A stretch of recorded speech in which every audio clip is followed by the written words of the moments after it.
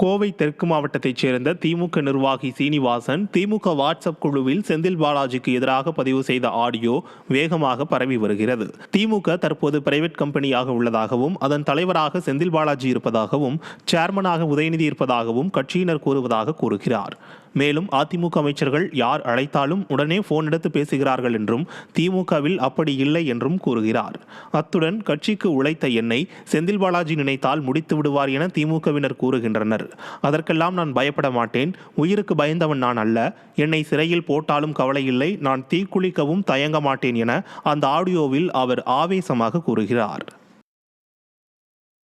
தமிழகம் மற்றும் புதுச்சேரியின் ஓரிரு பகுதிகளில் இடி மின்னலுடன் கூடிய லேசானது முதல் மிதமான மழை பெய்யக்கூடும் என சென்னை வானிலை ஆய்வு மையம் தெரிவித்துள்ளது.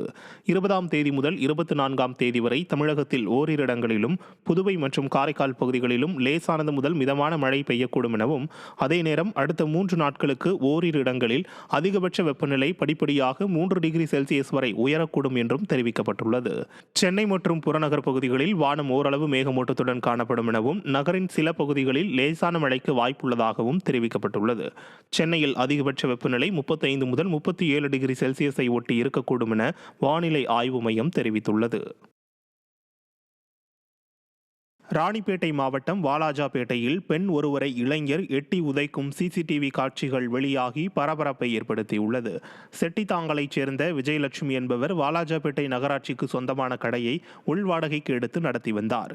இது தொடர்பாக வாலாஜாபேட்டையை சேர்ந்த நபருடன் ஏற்பட்ட கொடுக்கல் வாங்கல் பிரச்சினை குறித்து நகராட்சியில் புகார் கூற வந்த விஜயலட்சுமியுடன் மற்றொரு தரப்பினர் வாக்குவாதத்தில் ஈடுபட்டனர்.